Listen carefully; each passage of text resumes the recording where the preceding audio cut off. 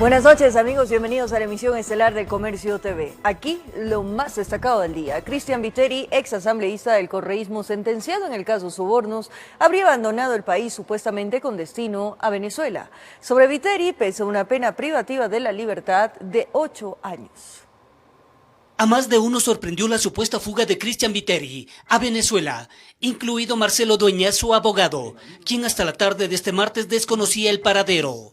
Me ha sorprendido la noticia, todavía no es una noticia que de nuestra parte se haya confirmado.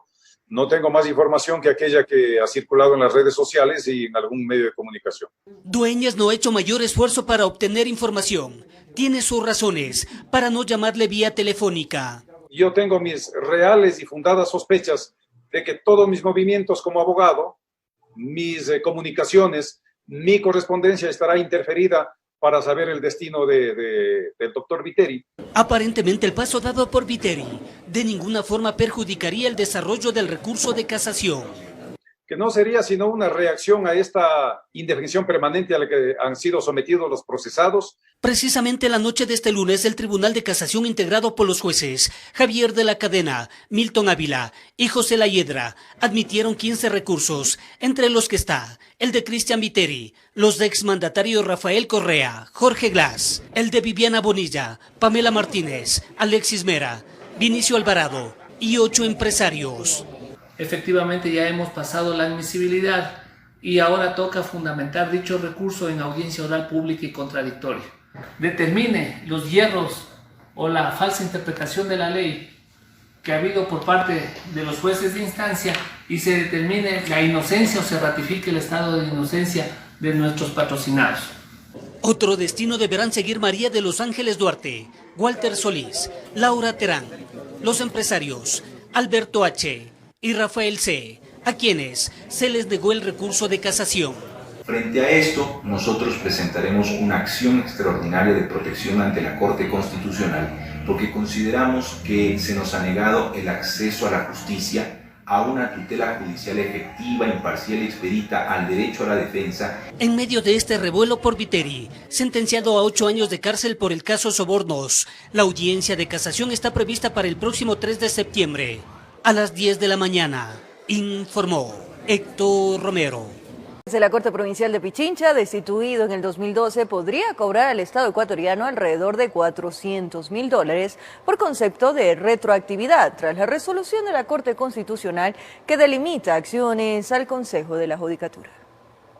Un perseguido político y un perseguido como juez independiente e imparcial. Jaime Santos se desempeñó por 10 años como juez de primer nivel y del 2010 al 2012 como presidente de la Segunda Sala Penal de la Corte Provincial de Pichincha, cuando fue destituido. En represalia, porque fui uno de los primeros jueces en declarar el sobreseimiento definitivo en uno de los casos del 30S. Santos contextualiza que como su caso existen 800 de servidores judiciales, en su mayoría removidos de sus cargos por error inexcusable.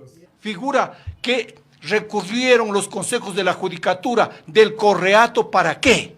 Para prescindir de aquellos jueces que actuábamos con independencia. Casos como este son los que habría tomado en cuenta la Corte Constitucional para, mediante sentencia, disponer al Consejo de la Judicatura que en dolo, error inexcusable y manifiesta negligencia para el inicio de acciones disciplinarias primero se necesitará el pronunciamiento de un juez. El constitucionalista Gustavo Medina habla de ambigüedades. El error inexcusable es una creación constante en el Código Orgánico de la Función Judicial, pero en ese código se omitió definir lo que se ha de entender por error inexcusable, y a eso naturalmente se deben los eventuales abusos que se pudieron haber cometido. Su colega Ismael Quintana aclara que la sentencia de la Corte lo único que hace es que se cumpla lo dispuesto desde el 2009 en el Código Orgánico de la Función Judicial. Así que a mí me parece que esto es un mal lloriqueo un pataleo de parte del Consejo de la Judicatura, de venir a señalar que con esto, pues los usuarios no van a poder acudir al Consejo de la Judicatura para perseguir las infracciones administrativas de los funcionarios judiciales. Eso es una mentira. Precisamente la Judicatura ha solicitado a la Corte Constitucional la ampliación y aclaración. Y mientras se resuelve esto, Santos, con calculador en mano, saca números de cuánto podría recibir por retroactividad. Unos $400.000, porque son 7 años, va para los 8 años en que estamos cesados en las funciones de manera inconstitucional e ilegal. Informó Héctor Romero. Concejales de Quito denuncian presuntas irregularidades en el manejo de la empresa metropolitana de movilidad y obras públicas que estarían relacionadas con el proyecto de repavimentación y hasta un sobrevuelo de un helicóptero en el Parque Bicentenario. Justamente con este tema específico de la empresa de obras públicas.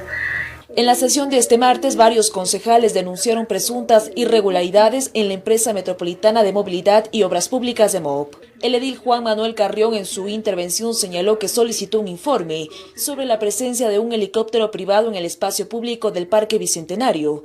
Las autoridades de la entidad municipal se habrían negado a entregar la documentación. Le combinan a la administradora del parque bajo amenaza de atenerse a las consecuencias de no hacerlo, a cambiar el contenido de su informe. Consecuencia de esta actitud, la administradora del Parque Bicentenario ha hecho de despedida, como también lo fue un par de días antes del gerente de espacio público.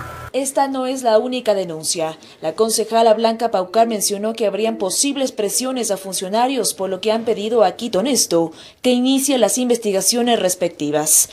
Pero hay muchas situaciones que están pasando y una persecución en contra de los funcionarios que son ya de nombramiento definitivo. Hay otra preocupación de los ediles por la filtración de un audio que revelaría inconsistencias en el proyecto de repavimentación. Recordemos que el contrato para la intervención de las vías de la ciudad está siendo observado por la Contraloría General del Estado. Situaciones de unos audios que empañan la imagen del municipio. Ante los cuestionamientos, el alcalde de Quito, Jorge Yunda, dijo: Se dicen muchas cosas en donde no son verdad y por eso es que tendremos que siempre estar en el pleno del Consejo analizando, yendo a la fuente, comprobando. Por su parte, en un comunicado, la empresa de obras públicas informó que el manejo de los recursos es transparente y que no se han adulterado las cifras. Además, en el caso del helicóptero, el documento señala que realizaron pruebas para que a través de una alianza público-privada opere y dé mantenimiento al helipuerto ubicado en el Parque Bicentenario.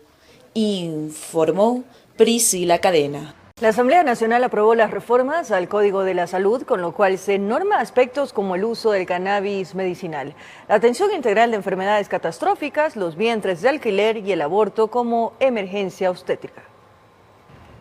Luego de 8 años de tratamiento y 1 año de postergada la votación en segundo debate, las reformas al Código de Salud fueron aprobadas en bloque con el apoyo de 79 voluntades. Un texto técnico y que responde a diversas visiones políticas, pero sobre todo que atiende a las necesidades de la ciudadanía en temas de salud. Esta extensa ley reorganiza 43 normas en sus 405 artículos y más disposiciones.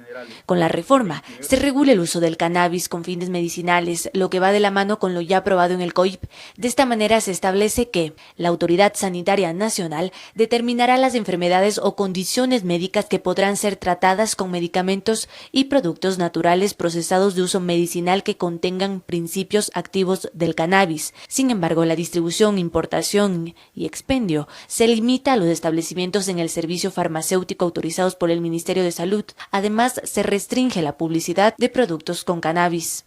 También se garantiza la atención médica de la mujer que esté sufriendo una emergencia obstétrica.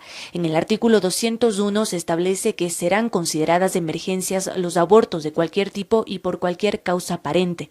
Y lo que buscamos es precisamente evitar que las mujeres fallezcan por falta de atención oportuna. No despenaliza el aborto, no determina cuáles son o no las conductas punibles. Eso le corresponde al Código Orgánico Integral Penal. A última hora se reformó el artículo 195 en el que se garantice el acceso a métodos anticonceptivos y se prohíbe a los profesionales de la salud negarse a prescribir o aplicar estos procedimientos ni siquiera por cuestiones de conciencia. Haber eliminado la objeción de conciencia en un articulado que antitécnicamente y maliciosamente incorporaron grupos que están en contra de los derechos de las mujeres, eso ha sido un logro. Y eso suma, obviamente. También se norman los vientres de alquiler, que en la ley se establece como maternidad subrogada y que será permitida únicamente en los casos en los que existan circunstancias médicas que no permitan el embarazo natural en la mujer.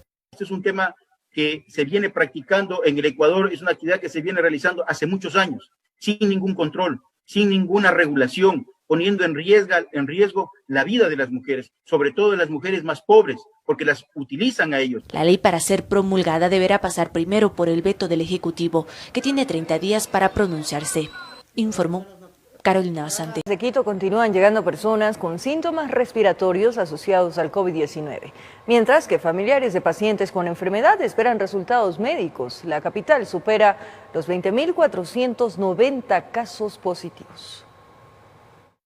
En las últimas 24 horas, Quito registra 144 nuevos casos de COVID-19 y los positivos confirmados ascienden a 20.498. La ciudad se mantiene como el epicentro de la pandemia. El virus no discrimina edad y los niños también son los afectados. Pamela Miño, quien superó el COVID-19, buscaba atención para su hija que tenía síntomas respiratorios en el Hospital Pediátrico Vaca Ortiz. Porque yo me enfermé del COVID, hubo en mi casa 7 personas que se enfermaron del COVID. Entonces también hubo niños que estuvimos aisladas, las personas que tuvimos COVID, los niños también estuvieron aislados. Esta casa de salud recibe a diario a niños y niñas que enfrentan cuadros de cáncer, insuficiencia renal y otros problemas de salud como respiratorios. Por lo tanto, las autoridades instalaron una carpa de triaje para evitar un mayor riesgo de contagio. Que es para evitar que las personas que vienen con coronavirus no entren a la consulta externa porque se la considera limpia. Mientras que en el hospital IES Quito Sur, cerca de 30 personas hacían fila para poder realizarse una prueba en una carpa instalada en los exteriores de la casa de salud. Este joven llegó con todos los síntomas asociados al COVID. Todos los síntomas, menos el ahogo. ¿Pudo haberse contagiado? Con mi familia. Mi familia llevó la enfermedad. Visitamos otra casa de salud.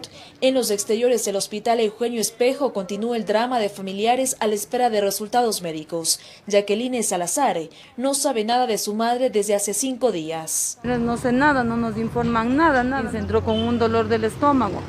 Le dolía el estómago y mi sobrino la ha traído acá. Y con el dolor del estómago nomás ingresó y dicen que ha tenido el COVID. El aumento de casos complica la atención en hospitales. Recuerde mantener las medidas de bioseguridad para evitar un contagio. Informó Priscila Cadena.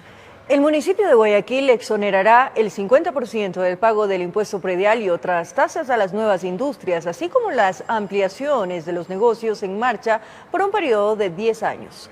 La alcaldesa Cintia Viteri anunció además que durante todo el 2021 se suspenderá el pago de la tasa de habilitación de miles de locales comerciales.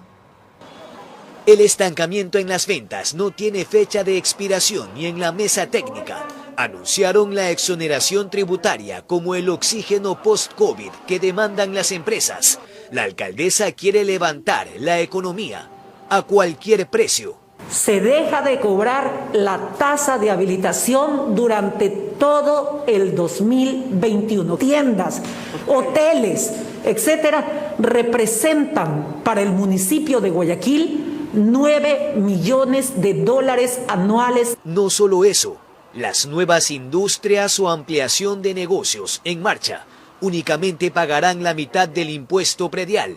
Durante los 10 primeros años de su funcionamiento y además de todos los demás impuestos y tasas. No solo por los montos, sino a su vez por la diversidad en temas de innovación. Sin embargo, las cámaras de la producción insisten en su proyecto denominado Guayaquil 24/7. Esto es, que algunos sectores comerciales que estén en capacidad puedan atender de manera permanente. La idea es concebir una ciudad que no duerma, pero multiplique su producción. Va a tener más empleos y cuando vende más también va a tributar más. La próxima semana informarán las decisiones a tomar en la construcción que, según la Cámara, disminuir ciertas regulaciones que tienen que ver con el urbanismo y la edificación. Pues las secuelas económicas del COVID no son asintomáticas, informó Jorge Escobar. La recaudación actual de la empresa metropolitana de pasajeros por el servicio de trole y ecovía no supera el 30%, lo cual, de acuerdo a sus representantes, pondría en riesgo la permanencia de este servicio de buses en la capital. 70 buses menos en la flota de articulados y biarticulados y 63 unidades de alimentadores paradas fue la primera reducción que la empresa metropolitana de pasajeros realizó durante la pandemia. De acuerdo a las autoridades, la medida se debe a las modificaciones de horarios de operación y la reducción de usuarios. Estamos transportando 195.000 pasajeros día. Antes de la pandemia llevábamos 650.000 pasajeros día.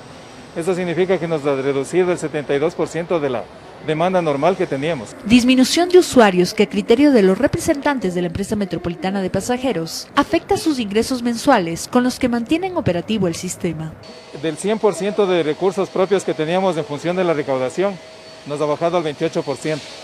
Al momento no tenemos aporte municipal. Por lo que los directivos de este sistema de transporte esperan pronto se debata un posible incremento del precio del pasaje y así se elimine la posibilidad de que las operaciones de buses municipales estén en riesgo. Si no tenemos ya los recursos para seguir haciendo esas responsabilidades, nos veríamos ya afectados y posiblemente empezaríamos a deteriorar el servicio que tenemos. En tanto, el secretario de Movilidad aseguró que los estudios técnicos establecieron un valor para el nuevo posible precio del pasaje. Los estudios han determinado que es de 35 centavos. Sin embargo, el concejal Santiago Guarderas esperan que el análisis se realice en septiembre, pero la tarifa que se discutirá aún no estaría definida.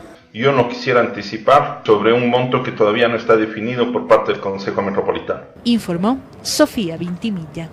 Una mesa técnica planificará el pago a becarios nacionales y en el exterior. Esto fue definido durante una comparecencia del ministro de Finanzas Richard Martínez ante una comisión legislativa en la que reveló que la deuda del Estado con los estudiantes es de al menos 9 millones de dólares. Finalmente, el ministro de Economía Richard Martínez compareció ante la Comisión de Educación para explicar la falta de pagos a becarios y posgradistas. Hemos recibido denuncias de becarios en el exterior que han tenido que recurrir a hacer cosas que no valdría decirlas en este momento, precisamente por la desesperación de no tener cómo solventar y seguir viviendo en el exterior, que es tan duro y difícil. Martínez puso en contexto la situación de la caja fiscal, pues la reducción de ingresos por la crisis condicionaría los pagos que tiene pendiente el Estado. Es un shock económico brutal que ha recibido no solamente nuestro país, sino la economía del mundo. Tenemos un efecto de pérdida de ingresos que ya supera los 2.000 millones de dólares. Estamos hablando de 2.300 millones de dólares, porque nos impide operar con la normalidad que corresponde. De esta forma aseguró que no hay garantías para el pago absoluto de los pendientes, pero adelantó que a los becarios y posgradistas ya se les hizo una transferencia de alrededor de 14 millones de dólares, lo que dejaría alrededor de 9 millones pendientes, por lo cual propuso una mesa de trabajo entre la Comisión, el Ministerio de Finanzas, la CENESID y otros actores relacionados para que se establezcan prioridades de pago. Que podemos encontrar, como mencionaba, esta priorización para ir evacuando de manera programada, sistemática, pero acorde a la situación de la casa fiscal, estos pagos. Esta fue la respuesta que dio Martínez a la exigencia de los legisladores y también de los becarios. El ministro se comprometió a que su cartera de Estado reportará cada 15 días el avance de los pagos referidos una vez que ya sean establecidos. Informó Carolina. Gracias por seguir en nuestra sintonía. Esto es El Comercio TV. Un nuevo caso de violación a una menor de edad se registró en el cantón El Triunfo en Guayas. El acusado es su padrastro y lo más sorprendente es que la madre de la víctima habría grabado cuando abusaba del adolescente. Los dos se encuentran detenidos.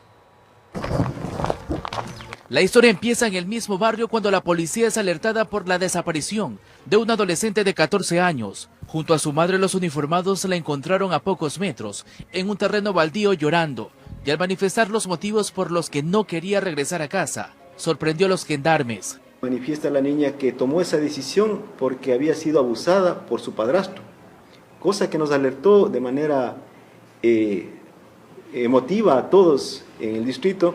Inmediatamente DINAPEN toma procedimiento Solicitaron inmediatamente una orden de allanamiento y así fue como detuvieron al padrastro de la víctima en la cooperativa El Arbolito 3, en el cantón El Triunfo, provincia de Guayas. Aquí el relato de la perjudicada hizo que esta historia tome otro giro y ya eran 2 los detenidos.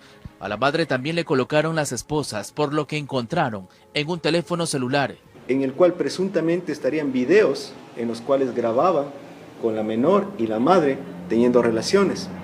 Eso está bajo una cadena de custodia y llevarle a que se dé el trámite legal correspondiente. En la entrevista con la madre manifiesta que ella tenía conocimiento pero no podía alertar a las autoridades ya que constantemente era atemorizada con el arma de fuego. Las imágenes serán analizadas detalladamente por peritos policiales y a la pareja un juez le ordenó prisión preventiva en una audiencia de formulación de cargos que se realizó este fin de semana. Ya la Fiscalía aperturó una nueva investigación previa por el delito de pornografía infantil, dado que dentro de lo que es el allanamiento del domicilio, la policía halló un teléfono donde existían fotos, donde en estas fotos habían actos de naturaleza sexual entre la hija, la mamá y el padrastro de la menor.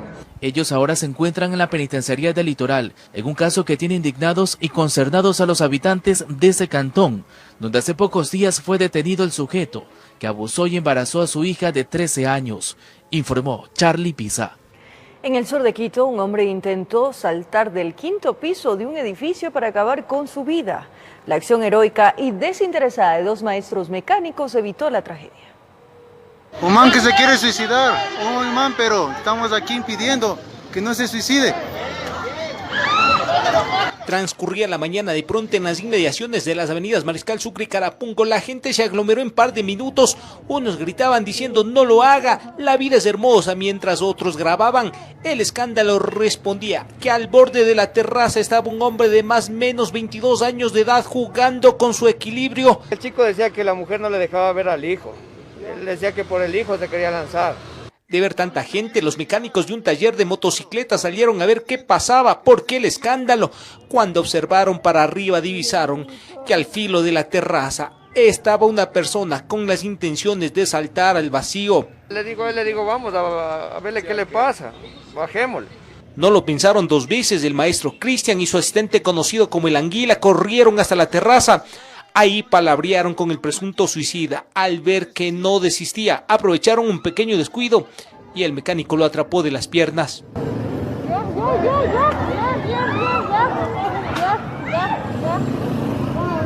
Un rato que el señor se da la vuelta y ve para este frente, para abajo, y entonces le digo ahora. Para el psicólogo clínico Rolando Silva, todo suicida planifica lo que va a realizar. En este caso, si estaba bajo efectos de alguna sustancia, esta se convierte en un estimulante. La depresión se expresa en niveles muy álgidos en los hombres a través del uso de sustancias tóxicas, sean estas drogas, alcohol, cigarrillo. Y lo más preocupante, un intento fallido, que de no recibir ayuda de un profesional, lo más seguro es que lo volverá a intentar.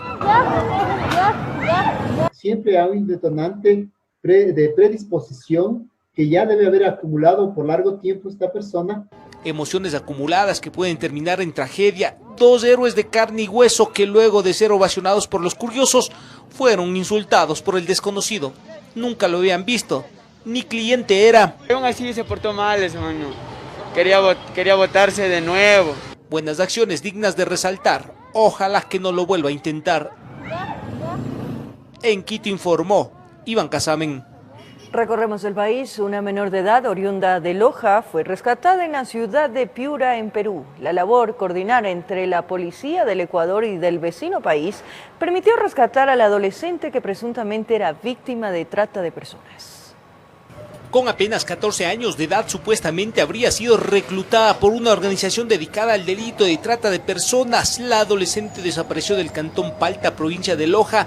Siguiendo el proceso judicial, los agentes antitratas de la DINAPEN lograron identificar que fue llevada al vecino país del Perú. Llegó a conocimiento de la Unidad Nacional contra la Trata de Personas y Tráfico Ilícito de Migrantes sobre la desaparición y presunta víctima de trata de personas, de siglas GN. Acciones coordinadas entre las policías de Ecuador y Perú permitieron conocer que la menor se encontraba en la ciudad de Piura. Los agentes peruanos, en un operativo realizado horas atrás, lograron recuperar a la menor.